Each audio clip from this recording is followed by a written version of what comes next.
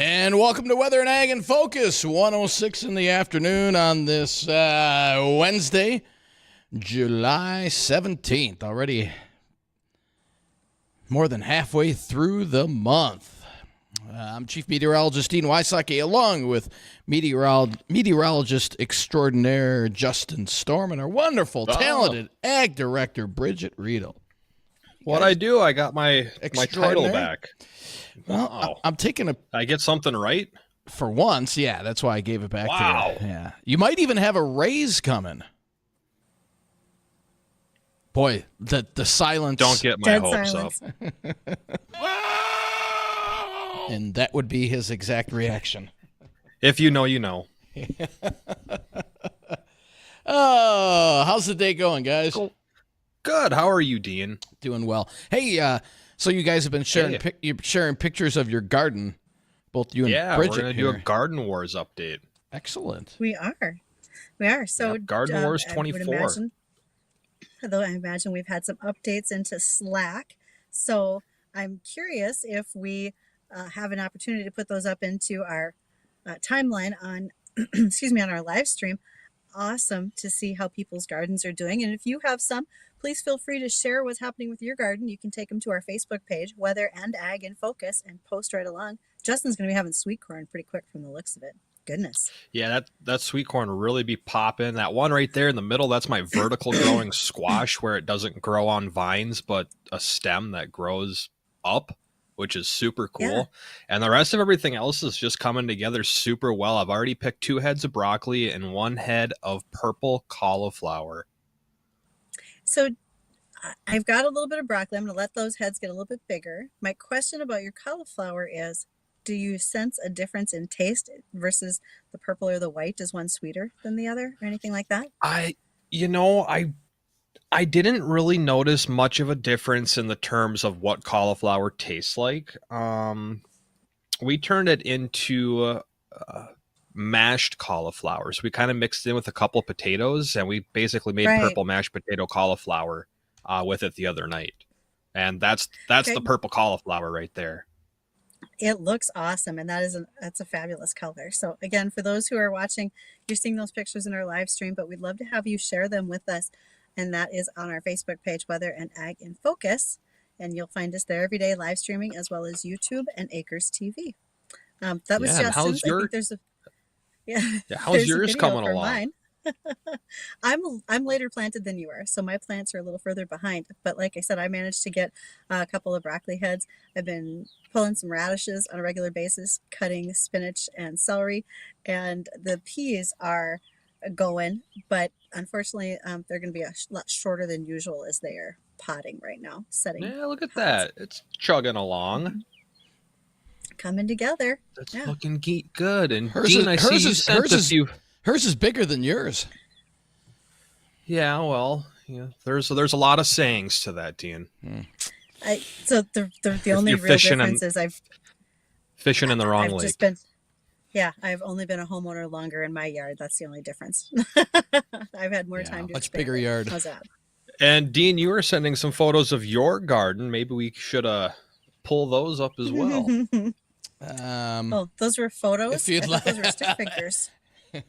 Addison, I don't want anybody knocking at my door if you put those pictures up. Best not to share.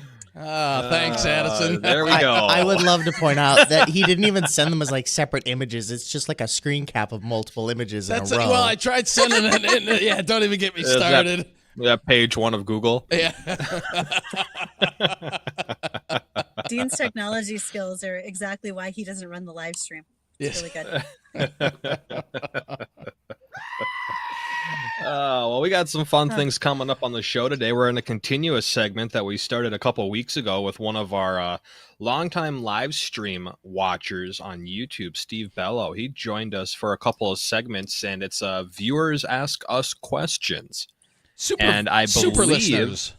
Yeah, super listeners. And I believe we have, is it Naomi? She's joining us in studio today. She is. And she's been a long time listener, I think almost since we started. So I know she's got a lot of questions for us because, like Steve, she has absolutely zero agriculture background at all. Did I get that right? Yeah, that's true. I mean, I think Naomi might have just a smidge, but she's got lots of great questions. She gave us some things in advance to talk about. I couldn't name this, why do you guys do that? So I named it, why do farmers do that, as far as the segment is concerned, because a lot of it has to do with farming, but then that weather is such a major factor in what we do in the fields every single day. And I am very much looking forward to the questions that Naomi has and that we can introduce her to our audience as a, like you said, a super listener from our audience. And we need as many as we can get, right? So weather-wise, I mean, it's a lovely day. I'm on the road today. I'm down in South Dakota. How's it look up there? Top day of the year. Number one. Do you think so? Number one. You think so? No haze. It's not too hot. There's no wind, and the humidity is down. Yeah, there's a few now, clouds. maybe There's your a few number clouds. will come tomorrow when it's like 84 or something. But Yeah. See, I think there's a small breeze. It's fine. it is a beautiful day out there. In fact, we've got temperatures currently in the low 70s, and we're going to continue to see a few fair weather cumulus clouds out there this afternoon with highs around 76. Winds out of the north about 5 to 10. We'll clear things out. You know, there's some areas that bottomed out in the upper 40s this morning. It was a pleasantly cool morning. Leave the windows open again tonight. We'll bottom out in the low 50s with winds turning to the south on the light side. And then as we head into Thursday, southerly winds increase just a touch, 5 to 15. Highs in the low 80s. And then we're in the mid 80s Friday, Saturday, Sunday. There is a chance of a few isolated showers or storms Friday, Saturday, and Sunday. We just can't seem to get a dry weekend, like a totally dry weekend, although Sunday looks drier than Saturday. We'll kind of see how that pans out. We've got a caller, Greg, on line one. Greg, what you got for us? Yeah, hi. Say, get Bridgette to do some more homework here. Get her to get somebody from Cavalier County up at Langdon and see how the Durham crop is located in the what they call the Durham capital of the world, Cavalier County, Langdon. To see what that looks like and see what that pasta wheat is going to be. So, yeah. Okay, I can do that. Just based on the crop consultants that I work with in that region, I can tell you that right now the Durham crop has been doing well. We've had reasonably good conditions for wheat. Even when it got hotter here, it got a little cooler up there, which wheat likes. We saw some stress at the right times to build a little bit of protein. When it comes to Durham, we don't raise as many acres as we used to, only because we see a real drop in the wheat market overall, whether it's spring wheat, hard red, the soft whites, as well as our Durham crop. I think combining, we're not quite there yet. A lot of that was later planted. In fact, even in the mid part of the state here, let's say Cass, Barnes County, we're just seeing some wheat that's really starting to turn. So we're a ways away from combining. We certainly won't see that until into August, but I don't think you have to fear not having pasta later this year. Durham will still be here and doing well. We just really want to see a better price for it, even if we have a great yield. Where are the custom combiners now about, would you say? They professional finished custom. Oklahoma. Yep, they finished Oklahoma. A lot of those folks are in mid Kansas and continuing to work their way north. That southwestern corner of Kansas that has been in an area of drought for probably, I think this is their third year. It's going to cut fast there because there's just not a lot of crop to it. As they move up into Nebraska, western South Dakota, and certainly parts of western North Dakota, we're going to see a much heavier crop. I mean, as far as yield is concerned and so forth. And I think that even as they go into Canada, those guys should have a good year. Again, we'd really like to see a better commodity price, but I think yield should be above average from early estimates right now. Now, Canada, I suppose that'll be September sometime, huh? Or mid-September, Canada? Yep, they'll be after us. So it'll probably be after Labor Day because they're just a little bit behind us, etc. So I think, like I said, I think our crop looks good. We just all like to see more wheat pricing going up. And even though we were unable to speak with Dr. Frey Olson last Friday about what's happened in the wheat market and the sunflower market, we do see that we'll have some other folks that are able to join us. I've got some crop marketing folks who are going to come up by the end of the month, and we'll talk a little bit more about commodity prices. Well, thanks for calling, Greg. Appreciate it. Well, it's 1:16, so it's time we pay for Justin's paycheck here. So Ag Network. We're gonna have to. Well, that's paying for your paycheck, right? Isn't it, Justin? He's not there. Anyway, we'll be right back. Don't go anywhere.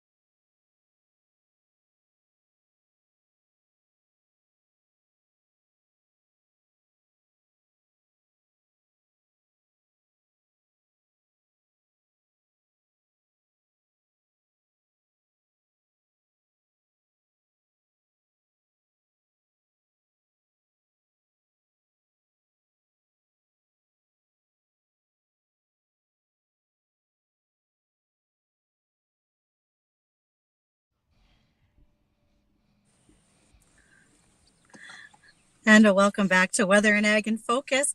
Thank you for joining us, and as well as thank you to North Dakota State Services. Mark Wagner, who's a regular guest with us, talks about farm transition planning, how to work around probate, and answers so many more questions. He can take some of the high emotions out of your estate planning. Give Mark a call at ndestateservices.com. You can reach him on his website and find his phone number right there. And then also Red Wing Shoes. They did a fantastic job of helping us out by having great footwear in the field, which was super handy because I was in the field the last couple of days and it's a little tacky out there. We had over 2 inches of rain at our Here We Grow plot, and Red Wing outfitted us well. So check them out. Harvest is coming. Might need a new pair of boots to get you through it. Mm-hmm. We get to have a segment today with one of our super listeners, and that's Naomi Orre, if I say that right. And Naomi is originally from Ada, Minnesota, but today she's in studio with us. How are you? I'm good. How are you guys? Doing well. This is great. Yeah. Okay, Naomi, introduce yourself a little bit. I know you're from Ada, but I know there's more things, so share. Yeah, so first off, thank you for having me on. You guys are great. I'm from the Red River Valley. My hometown is Ada, Minnesota. I moved away for a little bit to the cities, and then I came back in 2015, and I'm happy to be back in the Red River Valley. Justin calls that Ada. Is it? Justin, Yeah. see, it's Ada. It's Ada, Justin.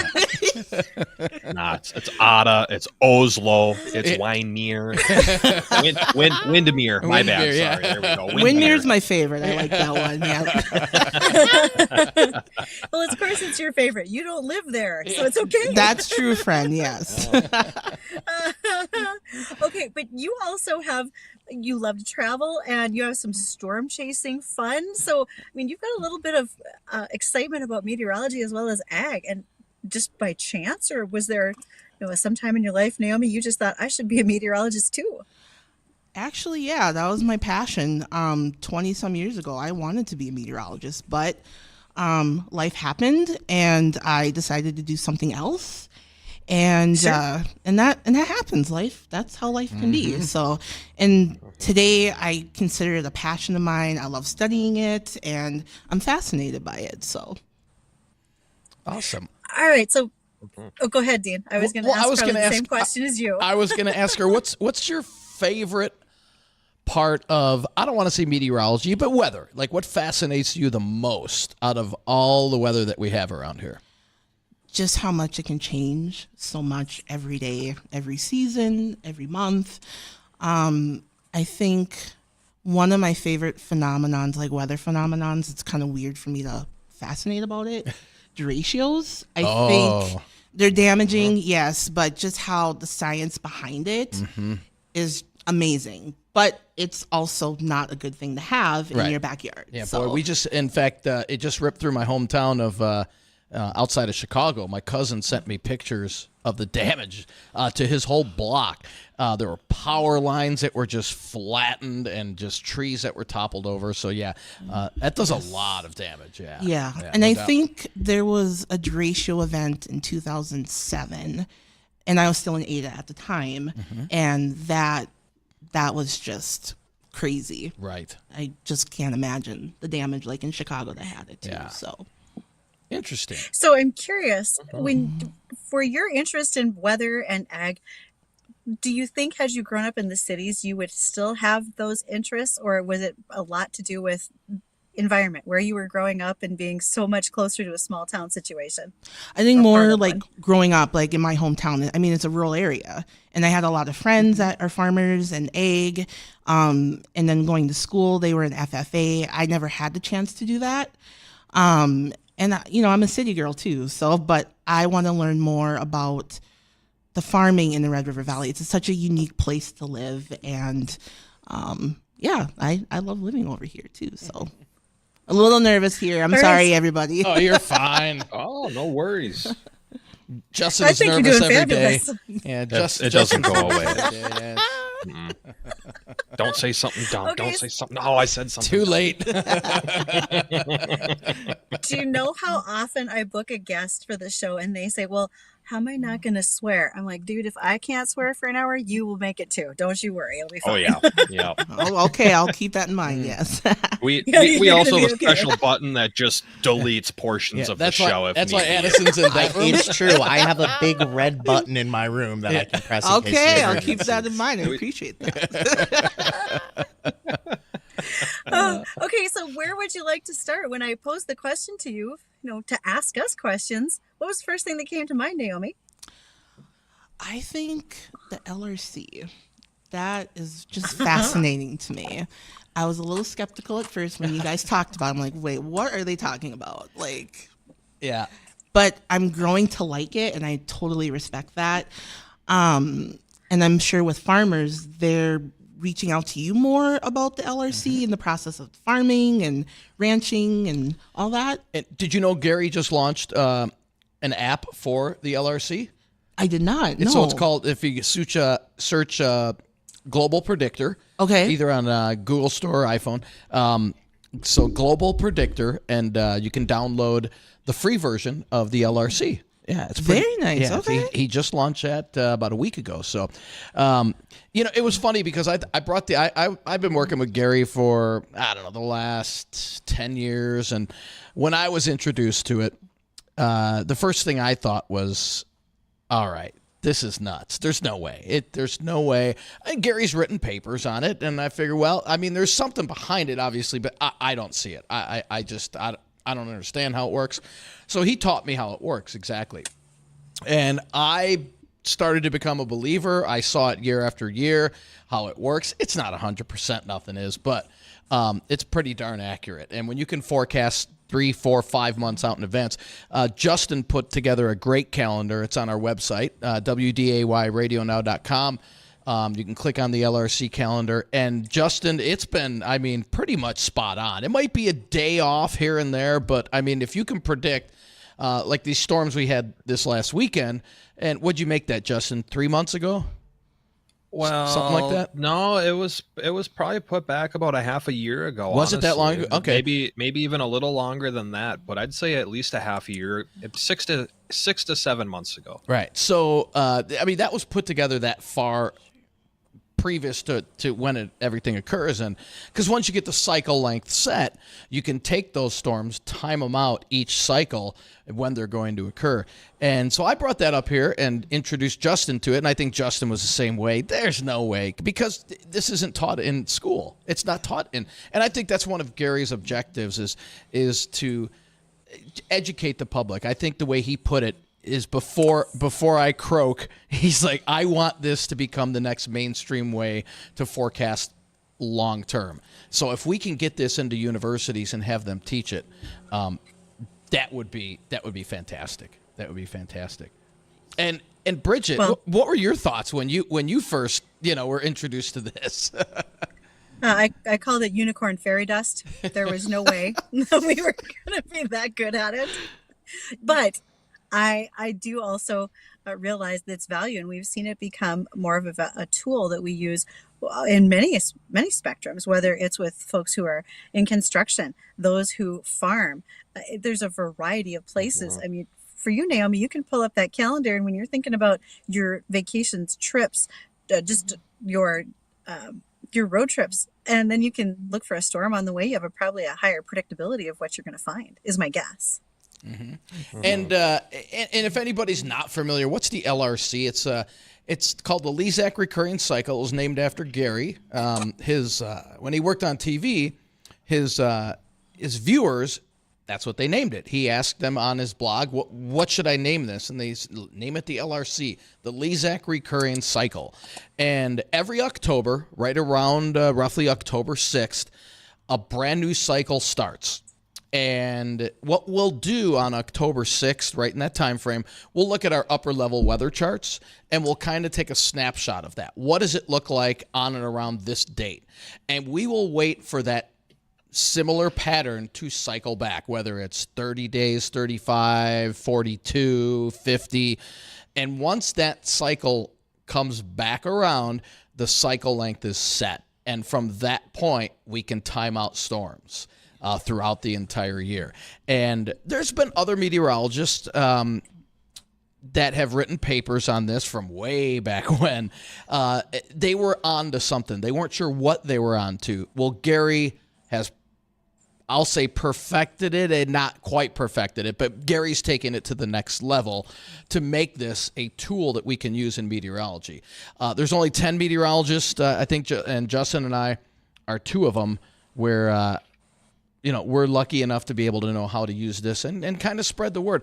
I'll tell you what, in our area, there's so many in the ag community, right, Bridgette, that have really latched onto this, that have subscribed to Gary's products, and that have helped him out. Bridgette just got a testimonial from one of the farmers down in northeastern South Dakota. Was it, Bridgette? Yep, we've had some folks that have reached out and said, we really appreciate the tools that you give us and that we can use. In fact, next week we'll be in Baltic, South Dakota with a Hefty Seeds Ag PhD Day, discussing it with many of them and sharing. And we know that when it comes to sharing, well, our listeners are really good at it. So when we return, we're going to have Naomi go ahead and ask us some of her questions, because I think they're good ones. And it's time to see if she can get all her answers that she'd like before she leaves the studio today. So we'll be right back to do that after this news break.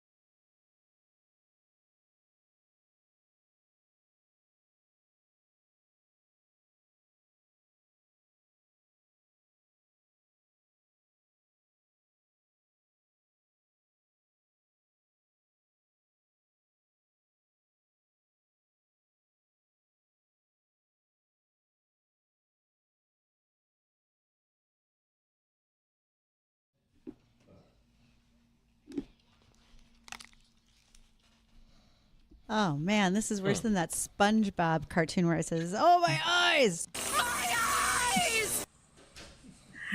Oh, welcome back to Weather and Ag in Focus. Thank you to one of our listeners who called in and said traffic is very heavy on 25th Street from Ruby Tuesday down to 17th Avenue South. So if you're traveling in that area and you're in a hurry, don't go there. Find a different route because, again, as she said, traffic is pretty heavily backed up. So thank you for those types of comments. We really appreciate that when folks call in to us. And today, one of our guests didn't just call in. She came in. Naomi Orre is joining us in studio today. Those of you who follow her on Twitter, as she does her, as she calls it, amateur storm chasing and road tripping, and she has a great deal of questions for us. And Naomi, do you have one you want to start with, or do you want me to just pick one of the topics you gave us for today? I'll have you pick. Okay. So one of the things that you asked about was, do local farms invite, and you said city folks, but I'm just going to say folks, do local farms invite folks out as like an open house? And quite fortuitous, there's one coming up. We actually have a farmer friend. He's going to be joining us in a couple weeks.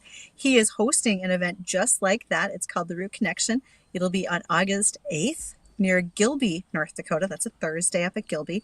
And Greg did this last year, Greg Amundsen. He's also on the board for the North Dakota Corn Growers Association. Greg opens up his whole farm. He dug a pit with a backhoe, so you can walk down into the pit and you can look at a soil level line. Where's my corn? How deep are my corn roots? Wait, where did that soil level change? And how does that look different? And so you get an opportunity to see that underground view of a cornfield. Greg also has some picturesque opportunities with some sunflowers. He has things for the kids, like instead of a sandbox, it's a box full of corn. You just get to play in it. There'll be fresh beef from a neighbor. And one of the things that we decided to do after last year's event, he's going to park equipment in his yard, and then he's going to put price tags on it. What it would cost if you went to buy it. So based on just knowing those few things, what do you think, Naomi? How does that appeal to you as someone who lives in town? I would make a road trip up there. That'll be fun. All right. Why not? So. So what are some of the questions that come to mind when you see a farm as you're driving down the road, or if you were at an event like this? Like the farm equipment they use. I mean, how much? I mean, the price of it. I mean, it has to be so much for that, and just their hard work. And I appreciate every one of them. Farmers, ag, trucking. I mean, I appreciate all of you guys, and I don't want to be ignorant on the farm ag stuff because, like I said, I did grow up in a rural farming area, and I want to learn more about that. And knowledge is power. Life is short, and I want to learn all the things. And I'm not ashamed about that. That's a great It's attitude, fun to know where isn't it? I love it. It is. It's fun to know where your food comes from and why that happened in that particular way. Other places that folks can go locally. First of all, we have trade shows here like Big Iron. Big Iron. I want to go to Big Iron so bad. It's a fun time. It's a lot of fun. Yeah, if you like farming or want to get to know about farming, that's the event to go to. Yeah, I would love to do that. When is Big Iron this year, Bridgette? It is the week after September. Labor Day, September. It's a Tuesday, Wednesday, Thursday. Is it the 9th, 10th, and 11th? I'd have to look at my calendar to tell you exactly which days, but it's a Tuesday, Wednesday, Thursday that week. Gotcha. 10th, 11th, 12th. And there we go, 10th, 11th, 12th. So Naomi, for you, all you got to do is walk around with one of us and say, "What is that?" And then we can talk about what it is. Oh, let's do it. Let's make it happen. I'm Be a game. lot of fun. Yeah, we're out there all 3 days, so just come find us. Oh, I appreciate Probably that. be in the Butler, I'm sure. Yeah, well, I think we will be. We're either in Butler or Morton Building. We'll find out soon. You know, at the bottom of the hour, there's a news story about a new dairy that's been proposed in Trail County. 25,000 head of dairy cows coming in. So I'm going to ask you guys, and especially Naomi, what's your first impression of that as a listener when you hear something that size? Ooh, It's a lot of cows. a lot. Yeah. That's the first thing that comes to my mind. That's a lot of room to make for cows. I agree. This could be a big barn. But I guess another question that comes to my mind is, how much room do you need for that many cows? Okay. Well, I don't know what the... Go ahead, Bridgette. Go ahead, Dean. Well, I was going to say, Bridgette taught us, I never knew this, that cows have water beds. What? Which, Bridgette? Nope. So in the back of the barns, when it's time for a cow to not be milking and they just need to relax, they can be laying on a sand bed, but also sometimes they're big bladders that are filled with water. They're like giant water beds for the cows to lay on and relax. This is why I love to learn all the things. Come on now. Wow. Dairy cows are the most pampered animal on the farm, I swear to you. And when you asked, how much space does it take to move around 25,000 head of cows, I don't know what the barn sizing will be. They're going to have the opportunity to go outside. There'll be pens for them, etc. A lot of times, especially in the colder weather or the hot temperatures, they're going to seek shade, and there's a lot of airflow with ventilation systems, etc. My guess is with Riverview Farms, who I've been on other Riverview Farm locations in Minnesota. They are also in the process of putting out a 25,000 head operation near De Smet, South Dakota. But when you look at those operations, they're very clean. They're very well managed and run. The majority of that milk actually goes for cheese production, if not all of it. And I think they're going to want to be a friendly neighbor. So when they are building this and announcing, hey, it's an open house, come on out, you get the chance to go see the robotic milking machines. Take advantage of it, right? Cool. Absolutely. So that's one thing. Okay, so what's our next topic that you want to talk about, Naomi? What do you got? Oh my goodness. Okay, hold on. Bear with me, people. You lay it on us. Okay. She came with great notes. It's been awesome. Thank you. Thank you. Okay, so sugar beet season. I feel like that's coming up around September, October, if I remember right. Now, is there at this point any prep time in regards to the sugar beet process? I mean, with being at warm weather now, is it a good time at that point to prep rather than when it's September, October, and it's like below freezing? Okay.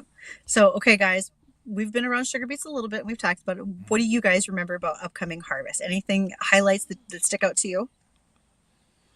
Don't want it wet. Don't like mud. I can't remember the specific details when it comes to what you want with sugar beets. I can't remember it. Cool. I mean, you obviously don't want the ground wet, and you can't harvest it when it's too warm. But in terms of what you need to get that sugar content there at the end of the year, I don't remember that specific, Bridgette. Okay, let's talk about a few things, and I bet you money one of our listeners, Chad Wheeler, is listening, and if I get anything wrong, Chad will be immediately texting me the right answer, which I appreciate. Or Brad. Okay, so you're exactly right, Naomi. Now's a great time to prep, and that means getting harvesters, also the big toppers that take the green vegetation off the top of the sugar beets. Get those out. Make sure everything is greased, new parts, that things are working well. You're right about timing. When we get to the end of August, that's when we do pre-pile, meaning we're going to take samples out of the field. We're going to lift some of the field with the beet lifters, haul them in, and that gives us an estimation on yield and sugar content. And it gets the factory up and running. It's like oiling up the Tin Man, right? Let's get things operational, make sure we don't have any kinks in the system. Actual harvest will start when temperatures get cooler, like Dean said, as we get towards that October 1st time frame. Reason for that, sugar beets don't want to come out of the ground when it's too hot because we put them in piles. And then what happens when you put something hot in a pile? It kind of gets all melty and soft and gross. We don't want that with sugar beets. And so when we pull them out, in cooler weather, that's a better time to do it. And you're also right about not wanting any mud, because mud going into those piles also puts in their hot spots. As the mud breaks down, it'll cause decay and wreckage of those sugar beets that are in the pile. We will have shutdowns when our temperatures are too warm. If the temperatures get, I want to say it's above 80 degrees, we start shutting down those lifters because you don't want the warm beet going into the pile. You want that nice and cool for preservation. So your timing is right. And it's just kind of a matter of what are we going to do? When it comes to safety, Dean learned earlier this week when we were on the farm, keep your hands out of some of those places. So, when you're around the farm equipment, be safe, and be safe on the roads when you're following those things. They can't see around you around all of their equipment very easily. So we got to be careful. And again, I appreciate everybody working in the sugar beet during that time. And totally random thought. So me growing up in Ada, I think there's a sugar beet piler on 75 and 200 corridor. Right. And I always would see that all the time as a kid. I'm like, that is cool. That is really cool. Farmers are also required that if they drag too much mud onto the highways, they have to go scrape the mud off, because otherwise that mud gets slick, and that can be a road hazard for motorists. So they have to go on that road to remove the mud. They got to At go least they're clean it up. supposed to. I did not know that. I thought you had to call, state patrol or something like that, but that's interesting. I had no idea. I'm sure there's some details about how you got to get it done, but I've actually just seen farmers make sure that they get that cleaned up. All right, what else you got, Naomi? Okay, bear with me again. Just Sorry. gotta pull. Can we get you water there, Bridget? I'm Bridget, sorry, we've had did I this mute myself 'cause conversation. I tried. I'm trying to keep from coughing. Sorry. You've got that Long Island in the cup holder. Just take a sip, would you? Fine. Long Island sounds good right now. Not gonna lie. So this is for all of you. I know with weather and egg farming, it's a very tough job, really tough. If you want to share, how do you disconnect or decompress from stuff like that, like when it's stressful for you guys? I'm not sure we can share that. Sorry. It's a question, right? It is. Man. It's funny. It was a stormy weekend. I walked in on Monday and Dean's like, I didn't hardly get any sleep because I've been up chasing storms. Man. It's funny you say it's a challenging, or how did you put it? It's a stressful job. Stressful, yeah. And it's funny because I don't know how many people will remark to me, you've got the easiest job in the world. You can be wrong half the time and still gather a paycheck. I'm like, well, if we're wrong, if they knew how much time goes into being wrong. right? If we're wrong half the time, we're not gathering a paycheck. Believe me. Boy, Justin, I'll let you start. How I decompress from it is, on the weekends, and I always do the prep work to make sure that weather isn't going to be bad. But when weather is nice, I don't look at it at all. I completely just, after doing it for so long, you just got to take some time and just not look at anything weather related, then just come back the next week and start back at it. But of course, those time periods are few and far between when you get a good long stretch of boring weather, which is beautiful weather to everybody else. And well, I mean, for me, decompress. And Justin's right. There's quite a few of us that, if we have a day off, if it's quiet weather, or we're totally unplug, always unplug. You need to unplug from your job every once in a while, and to decompress. Golf.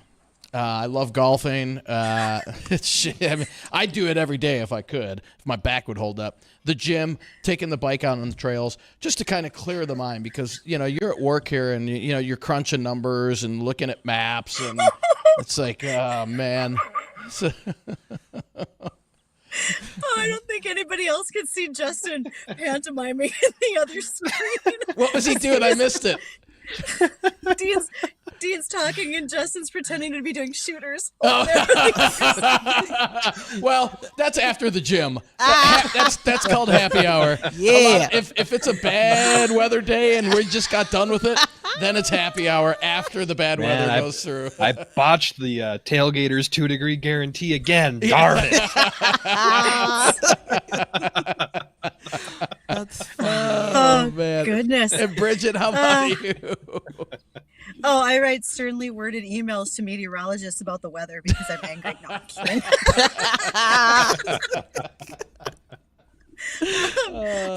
Okay, I'm the worst one because farming is so ingrained in my head. This is what I think about. This is what I talk about. This is a part of my lifestyle.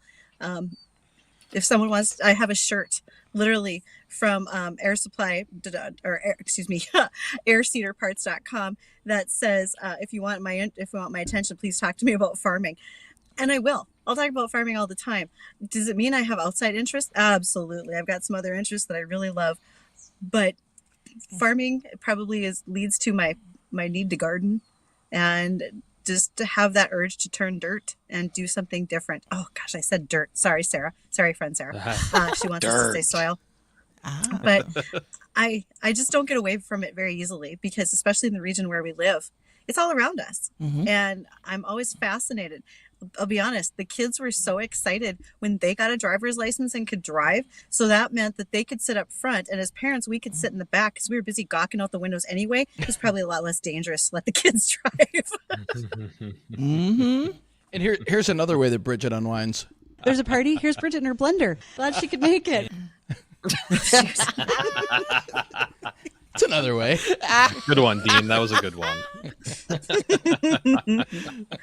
Oh, goodness. Well, just think from now on when we go to farm shows, Naomi's going to be hanging around with us, you guys. We'll have our own fan club of Great. Naomi. Yeah, we'll be fans of I hers. think we're just a party is what it is. Yeah, that's Heck yeah, you guys are a party, and I'm coming no matter what. So let's go. Oh, awesome. What All right. we got about 3 more minutes, Naomi. What else you got for us? What other questions you got for us? Oh, so you mentioned you said dirt, but another topic I want to really learn about is soil health. Okay. Where does one start with that? I mean, like, what do you look for? What are the symptoms of bad soil, good soil? What products do you need for Good that? question. Yeah, no one really thinks That's a great of question. soil being a living thing. And it's not just living in a field. It's in your lawn. It's in Justin's garden. We see it everywhere. And I think one of the first things that we can do is, I think about that Root Connections event that's going to be going on up by Gilby. They're going to have folks there talking about that.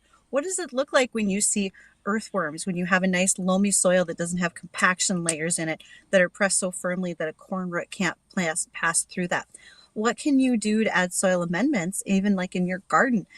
That would be some well-rotted cow manure or something along those lines to really improve the nutrient content of it.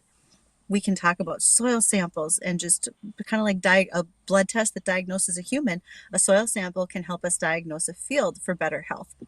I think we're always learning what we do above ground in a field, especially what we do with inputs, with seed and with herbicides, etc.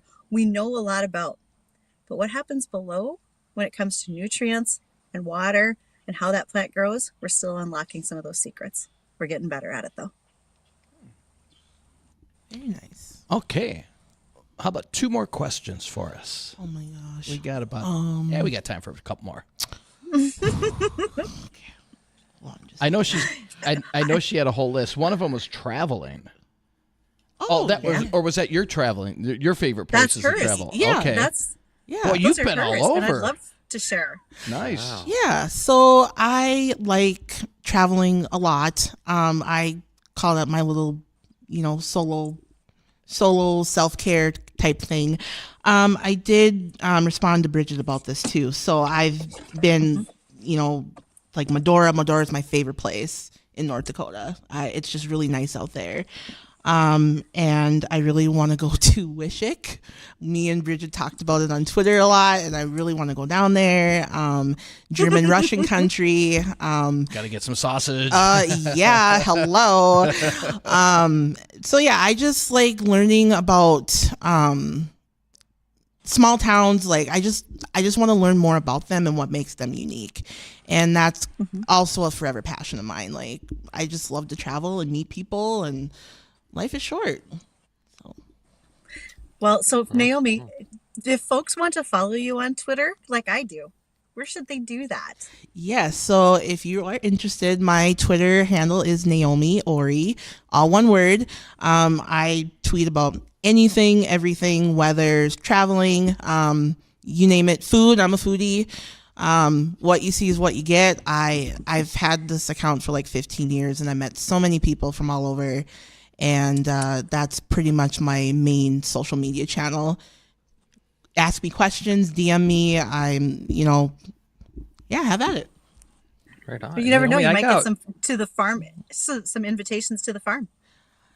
Okay, yes. So I'm excited. And I will say to you 3, thank you so much for inviting me. You guys are awesome. And just the knowledge and just sharing that with people like me, I really, really appreciate it. Awesome. Well, you're very welcome, and thank you for the kind words. And that's kind of one of the questions that I wanted to ask you here as we wrap up. I only got about 40 seconds left of our show, but what is it about our show that makes you continue to listen to us?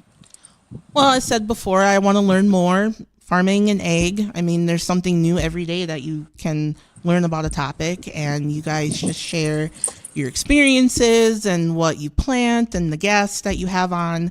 And I learn from every show, honestly. So I appreciate what you guys do. And Naomi said a large part of it was our sounders that we have for Bridgette. Arr, matey.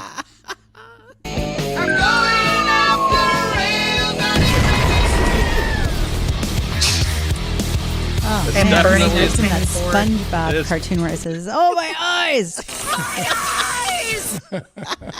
Yeah, it's definitely the soundboard. I would think so. Oh, man. Well, Naomi, thank you for joining us. We do appreciate it. Thank you for listening. We're sending Naomi home with one of our fabulous rain gauges. So now we will have another rain Good. report from Justin. It's Ada, not Ada, from Ada, Ada, Oslo, Ada, Windermere. Minnesota. Yes. Well, that's going to do it for us today on Weather and Ag in Focus for Justin and Bridgette and We've myself. got a minute left. Do we have a minute left? Do we have a minute left, Addison? We got to go, but like We got go, 30 like, right now. seconds. We got 30 seconds. Hey, cut out early. Justin, you've been working so hard this week. Why don't you cut out a half hour, 30 seconds early here? all I do is work. We'll give you a little free time. You really mean it? I do. Happy Yay. birthday. Woo. See you later. Bye. Arr, matey. All right. Thank you, everybody, for joining us. Don't go anywhere. The Jay Thomas Show is coming up next.